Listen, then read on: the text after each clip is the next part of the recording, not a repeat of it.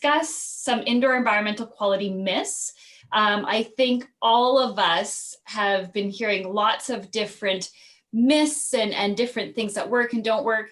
And we really wanted to try to kind of bring some of these myths to the surface and break some of them and give you guys some really fundamental information so you can make some safe decisions for yourself in your own home and your offices.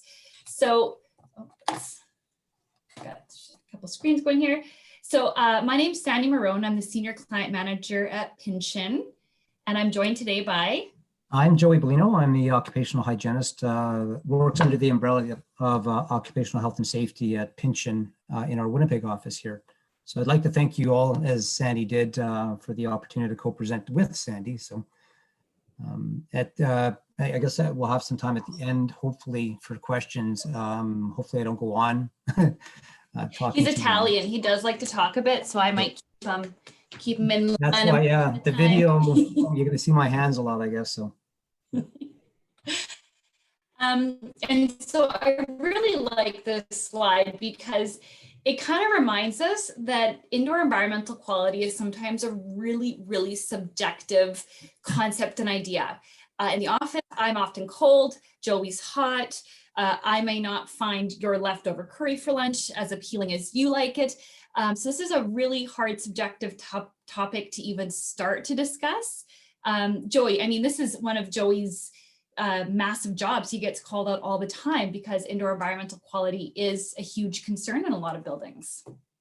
Yeah, so in my previous life, not so much at Pinchin, not just yet, I had a number of indoor environmental quality assessments or investigations that I undertook. So generally people come to work and after a while they feel that sense of malaise, or they're stuffed up or have an itchy throat or watery eyes.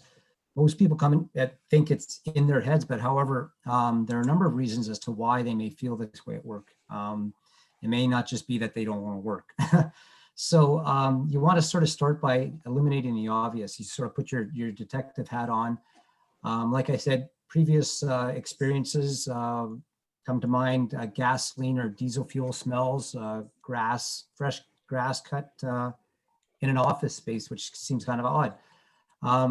By eliminating the obvious, you'd go out and take a look outside at surroundings and may find someone's cutting the grass near an air intake or running their truck for an extended period of time. Those are the easy ones. Some of the harder ones, you're having to sort of, advance your thinking here and do some preliminary sort of data logging for or spot measurements for indoor air quality parameters such as, temperature, carbon dioxide, key one that we always look at.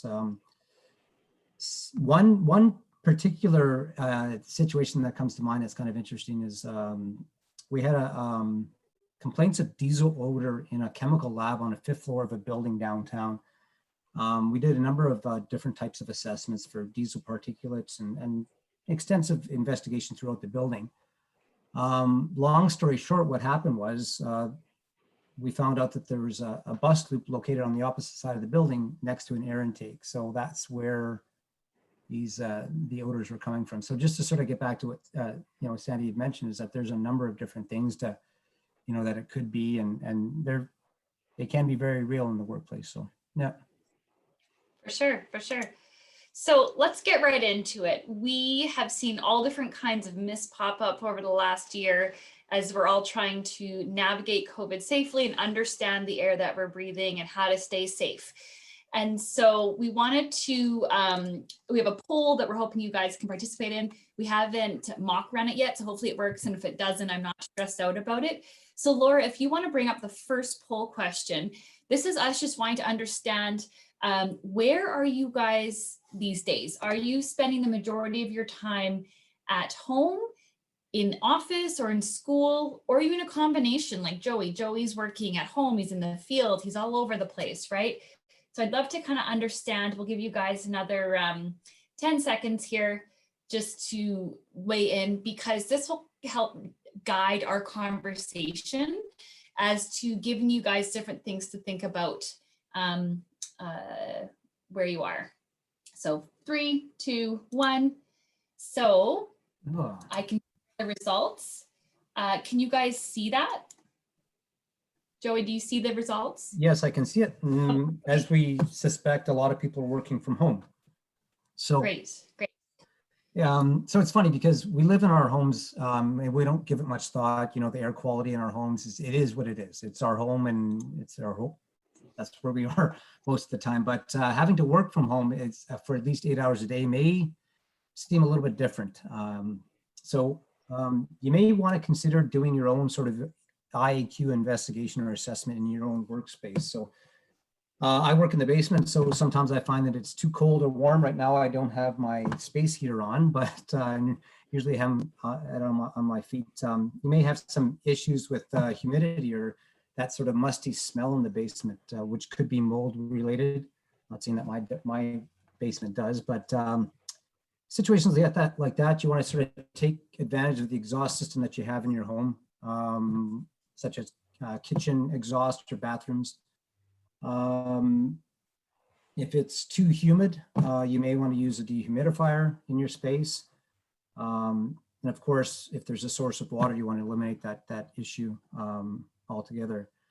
Carbon monoxide in the home can be the result of incomplete combustion, but where does that take place, or where is that a possibility in your home?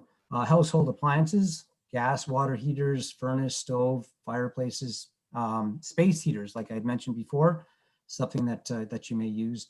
You may have an attached garage, and you may not give it a second thought, but if you're working at home and there's some sort of odors from your garage that coming in.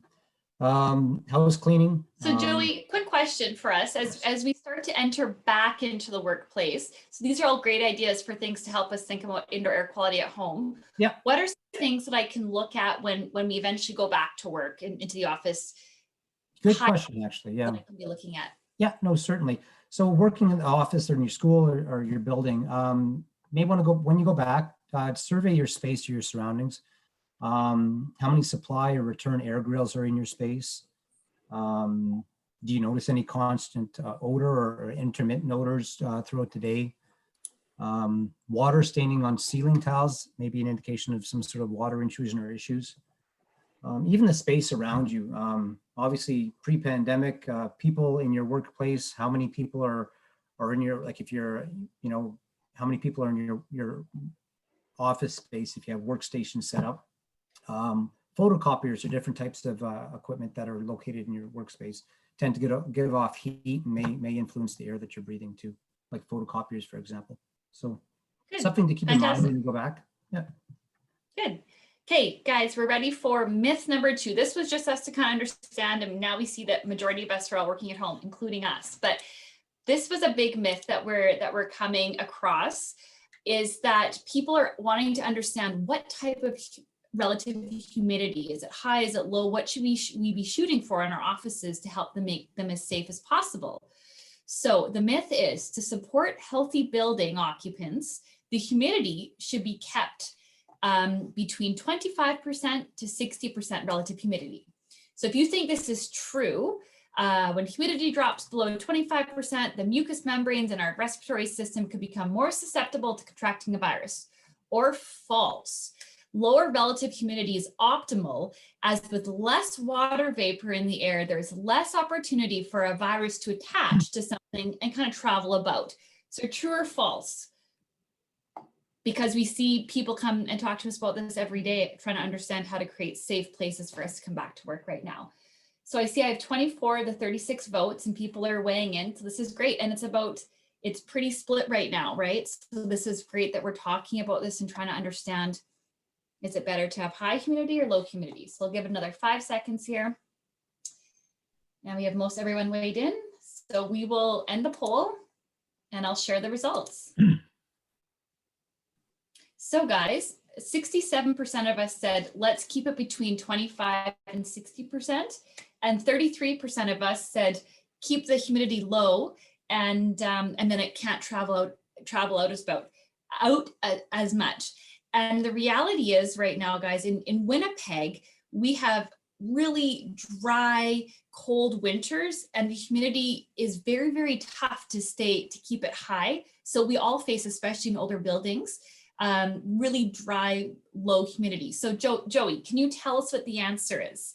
So the answer is in fact true. So when, as you'd mentioned, when it's cold out, dry air comes indoors in the wintertime and it's warm. So the relative humidity indoors may drop by a significant amount, as much as 20% right off the bat, sort of thing. So such a drop in the humidity makes it easier for airborne viral particles to travel.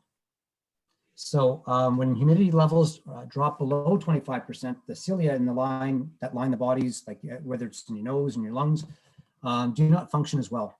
So they cannot expel the viral particles as well as they otherwise would. So therefore, it is ideal to keep the humidity between 25 to 60%, or even better, some people think 40 to 60 range. So you're topping out at that 60% range, but the answer is true. So then if I'm thinking higher humidity is better, if I work in a old building and I know that it's really dry in there and, you know, my eyes are itchy and my skin's all dry, would it be beneficial for me to have one of those little portable humidifiers by my desk and just try and pump the air around me to try and keep my mucous membranes soft, pliable, and healthy? Is that a good strategy? Well, yes, as you said, older buildings can be super dry, and this is usually because the buildings, again, draw in that cold air in the wintertime. However, care must be taken when you're adding a humidifier into the space. If you raise the humidity higher than the optimal range, above that 60%, you risk creating a situation where there's condensation, there's on the surfaces, and moisture issues will arise. Another thing to keep in mind is humidifiers also have a water reservoir. So you want to make sure that if you're in fact using a humidifier in your space or something to help with the humidity levels, you want to clean it regularly and make sure that the water doesn't remain stagnant, which can cause other bacterial issues and other indoor air qualities issues. So that is a great point. Actually, one of my favorite cousins is a nurse at Health Sciences, and she sometimes sees during cold and flu season, we all put those humidifiers on for our kids or for ourselves. And if they haven't been cleaned, you can get quite sick from it, right? So it's about understanding all the different things that can come with trying to find healthy indoor air quality space. So yeah. One thing to add actually, is also if you Yes. are to use and thinking that the building is older, you may want to consult with facility managers to make sure that the HVAC system does in fact or doesn't have a humidifier type of setting, and you're not displacing it by using the humidifier. And in fact, maybe it's just not running properly. So it's always good to check with the facility manager too. that's a very good point. Thanks, Joey. Okay, guys, moving on to myth number 3. So this one we've seen a lot of questions come up about, so I'm super intrigued to see what you guys are going to say. So shutting down an HVAC system at peak building occupancy helps prevent the spread of virus throughout the building, as the air can no longer blow all those virus particles around. So true. When a room is heavily occupied, the HVAC drafts can blow around virus particles and recirculate them throughout the building. Or false. HVAC systems are integral to building health. Focus on increasing fresh air and proper ventilation to dilute virus particles. So Laura, if you can launch poll question number 3, we'll see what you guys think, because you know what, we've seen some studies come out supporting both of these. So I'd love to see what you guys are thinking.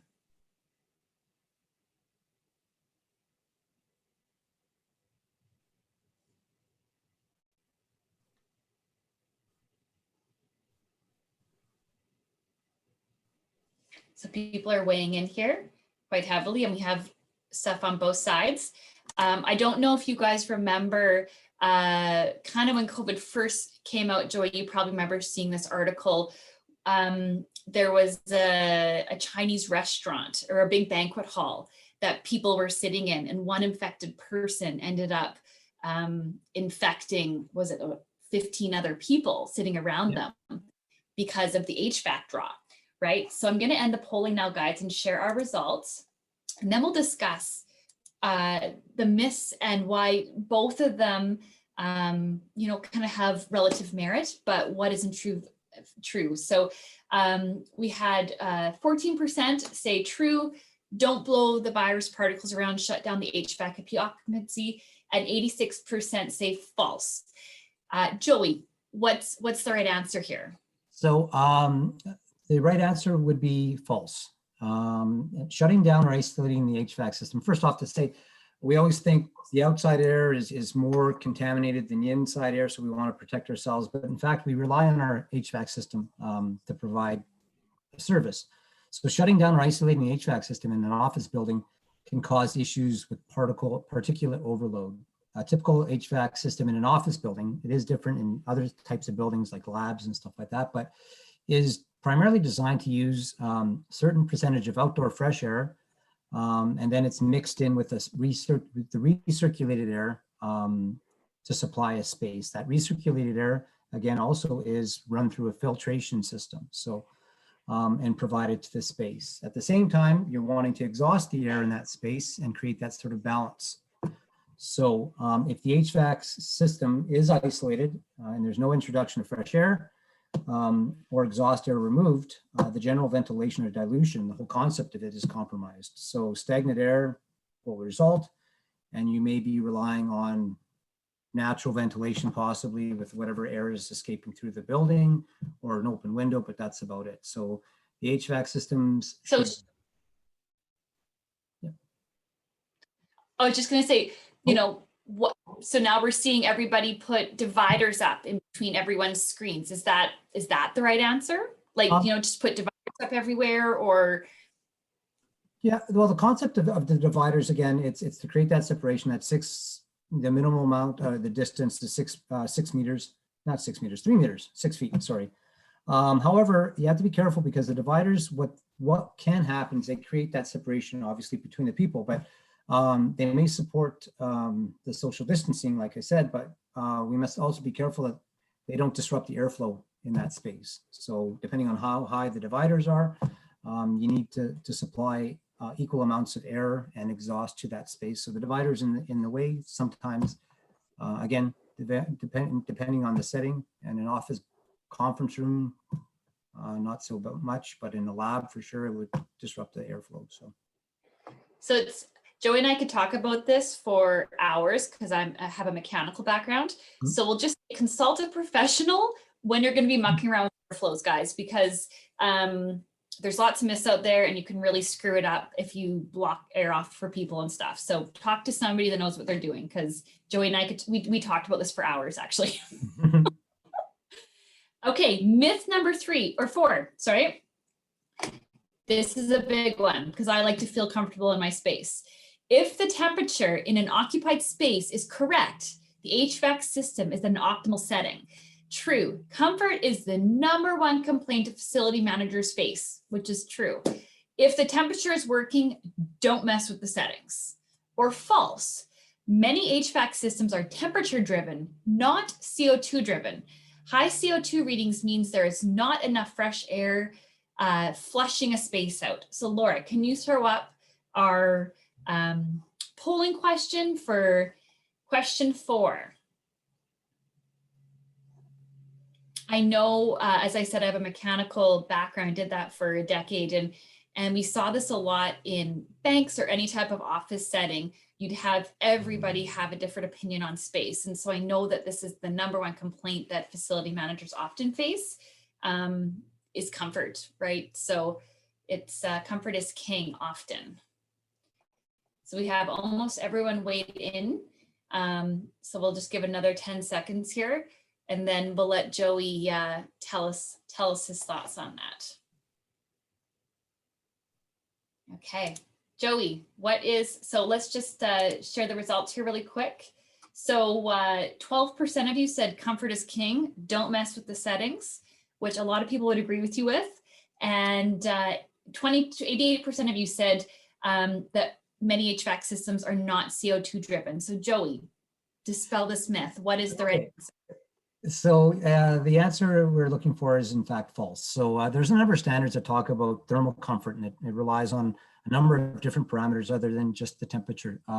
So if the HVAC system is temperature dependent, there is the risk of not detecting situations where there's an overabundance of carbon dioxide, something that we all produce. So this may tell us that the air is stagnant and requires an increased fresh air supply to be pushed into the system, and increased air alternatively removed, again creating that balance.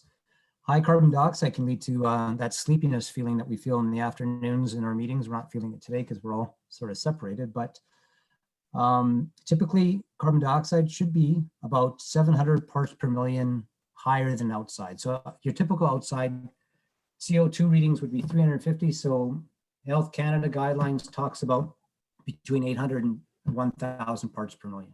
So so what's the solution, Joey? I'm going back and I know it's gonna be crowded. I'm in an old system. We don't have fancy HVAC.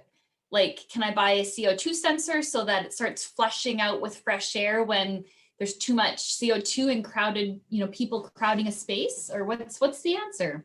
So there's a lot of options now, especially this day and age with the pandemic. There's some remote style type of sensors that can monitor for, your basic parameters, temperature, carbon dioxide, carbon monoxide, humidity, even particulate loads. So you can install them into your office space or building, and you can have an app that you can sort of access to see what your real-time readings are. It's kind of neat, but these systems should be properly researched if you're looking at it, and consult with someone that, professional, or see if they meet your needs, what you're looking for. I'm sure you could probably buy something, maybe with all due respect to Home Depot, but you want to make sure that you have the right sort of monitor or sensors.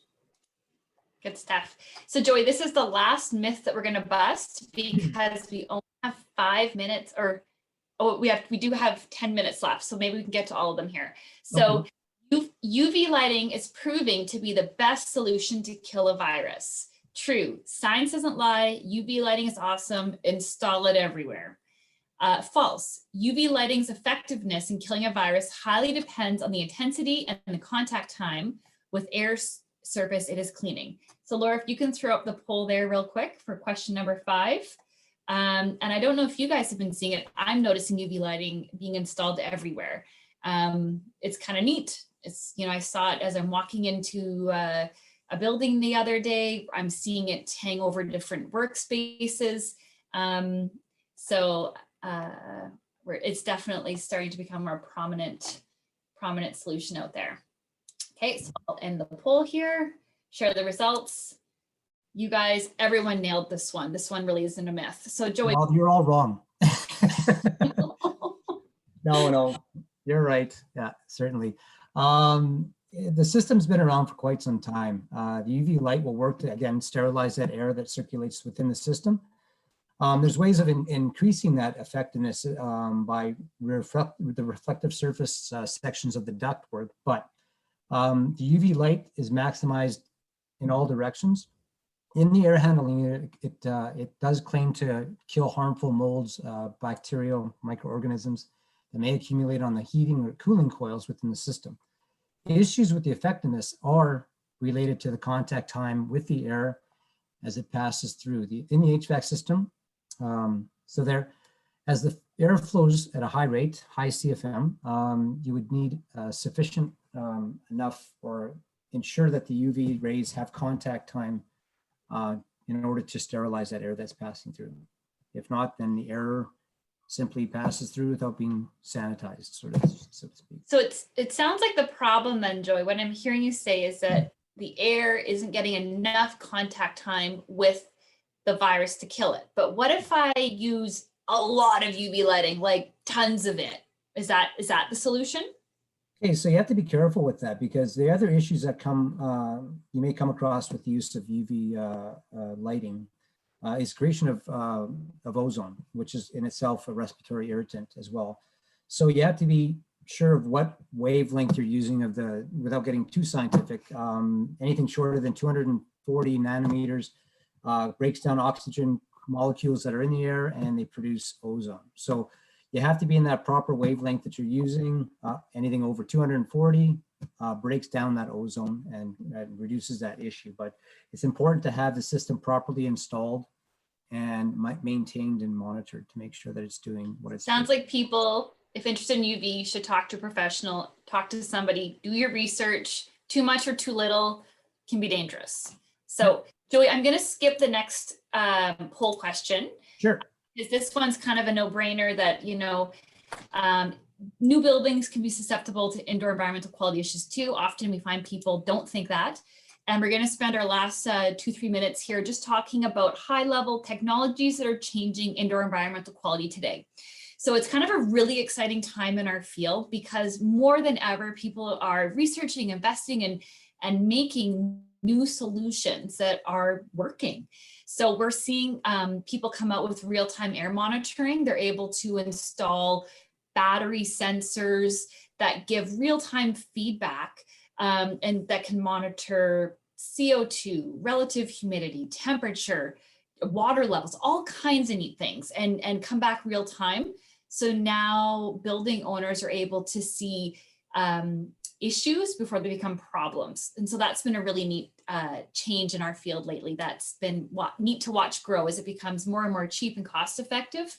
Yeah. And then Joey gets the sciencey one. Bipolar ionization. We just spoke about UV lighting. So this is kind of the alternative to that.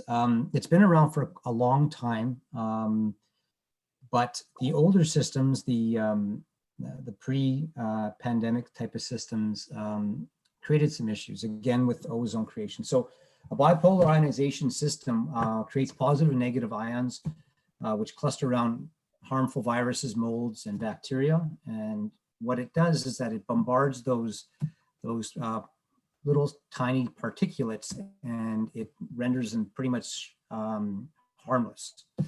But with the creation of that electric field, it's been thought to create ozone, which is another issue with that. So what they've done is they refined the system, and they've come up with what's called a needlepoint or ozone-free needlepoint bipolar ionization unit system. So it also artificially creates millions of positive and negative ions that release them into the air circulation of the HVAC system. They travel into the spaces inside the buildings. They're ozone-free. The bipolar ionization deactivates those really tiny particulates, and that's anything below 2.5 microns, as small as 0.3 microns. So you're not really going to see them, but those are the ones that we need to be aware of when we're talking about virus, droplets and aerosols. Those are the ones that they're trying to pinpoint. So it's a GPS sort of patented system.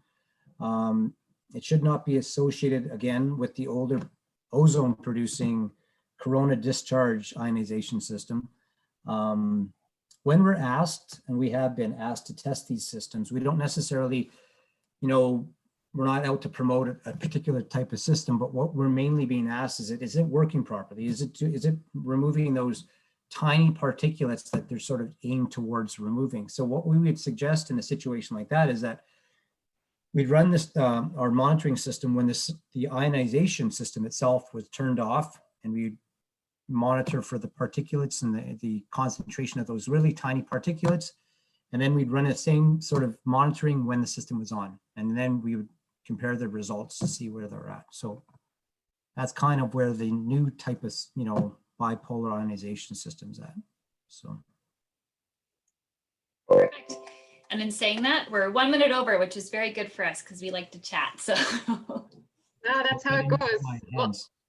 Well, sorry. I hopefully I didn't use my hands too much and confuse everyone. No problems. So thank you both so much for your sharing of knowledge here and for spending the time presenting to us today. And a special thanks for all of the polls that you put up. That was fun to do. For those folks, I did just drop in the chat the gather.town, and I believe both Sandy and Joey will be over there. So if you have additional questions, please don't hesitate to catch them there. Hey, Laura, I did see that there's just one question here in the chat. Do you mind if we answer it for Yuko? Go for it. Okay, or do we hear it over at the other one? Just go for it quickly. So, yeah, just real quick, Joey. The question is regular duct cleaning in residential buildings beneficial? I read a report that duct cleaning may disturb settled dust particles and be introduced into the spaces. It's a good question, and we've come across that. What happens is that after period of time you have that sort of settled, sort of grungy sort of material at the base of your ducts. And if they're not cleaned regularly, when you clean them, at that point you may re-agitate and sort of distribute that into the space. That's a very good question. So you may want to, you know, if you are doing that, you may want to be careful, I guess. So it is true.